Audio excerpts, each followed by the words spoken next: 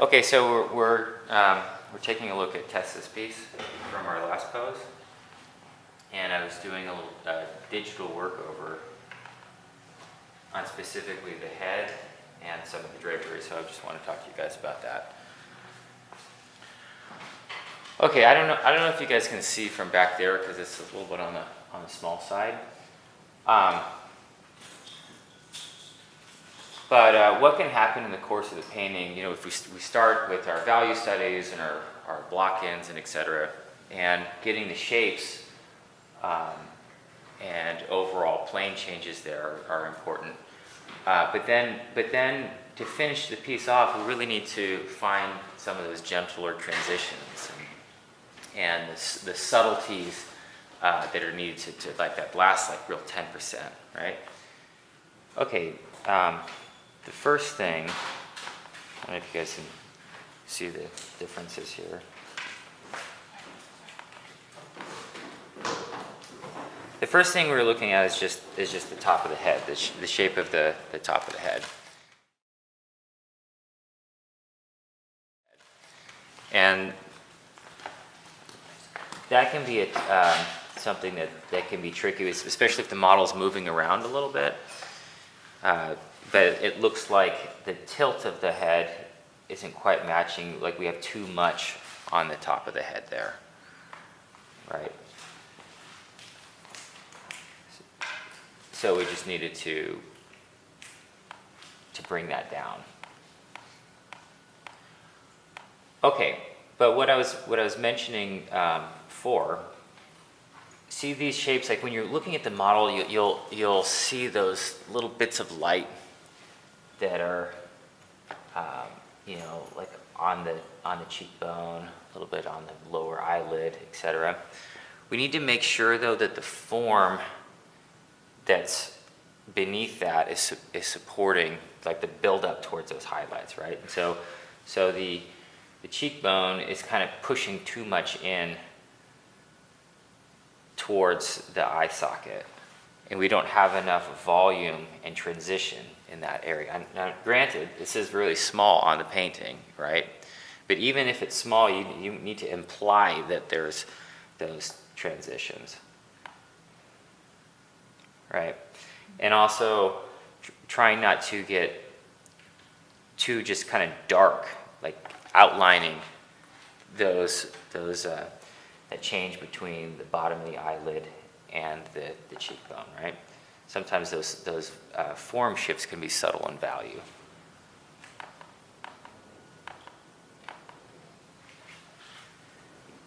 She was also mentioning that she didn't want the expression to be like grumpy. I was asking if she was kind of going more of like an evil priest or summoner or something like that, and she's saying no. She's going for more of a melancholy, sad-ish, subtle expression. So a lot of that can be found just by subtle work within the brow ridge, right? In conjunction with what's happening with the mouth, and how finding this line, right? If we pull that back, it'll kind of indicate a smile, right? So we don't want that. But here it's like too kind of sucked in, right?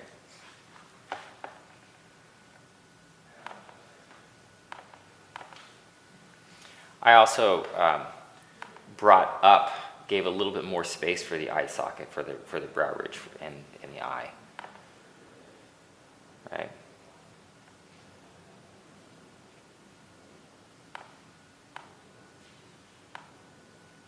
Also, again, areas like this on the nose can be easy to start seeing too much contrast, right? There's still a lot of light that's hitting there. Okay, and then with the beard, you want to start off with the shapes and the volumes, but then you want to play with all like individual little strands and little bits of light that are hitting the top of it. And you don't want to have hard edges, right?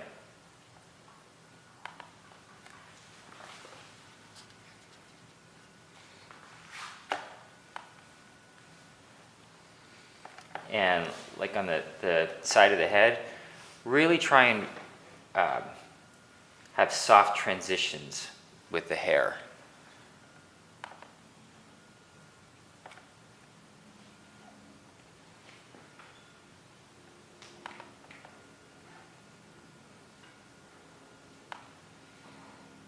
Okay, let's talk about the folds for just a moment.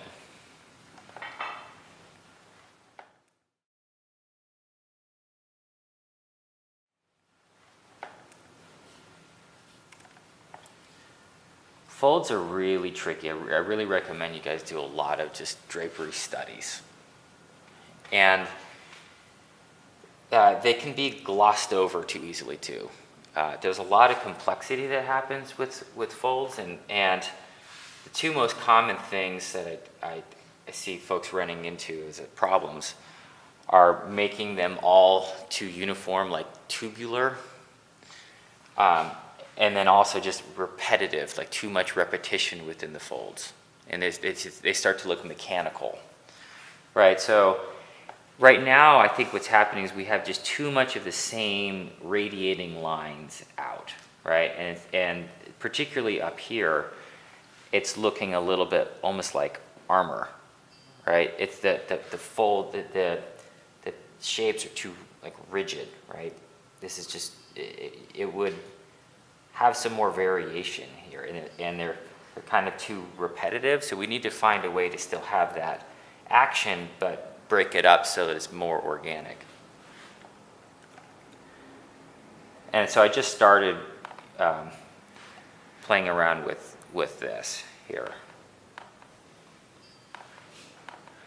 The other thing is try it with your setups. I know that this was changing every 20 minutes, but go for broad areas where there's almost more relief from all the zigzagging and compression of the folds. Look for areas that are sort of more broadly considered, right? So I was thinking like in here, we don't want to put just like tons of folds everywhere. We want to give some relief. And so it's like a river kind of goes down here and has high density areas of compression and then more open areas, right?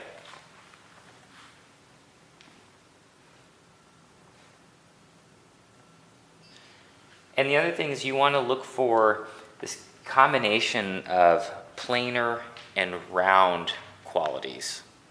And it can be really difficult, and the best way, honestly, is just to study drapery, right? Because you'll find, like down here, we are looking for this planar stuff, elements, but it's too flat. Even if it's planar on the edges, you'll still have a little bit of transition, right?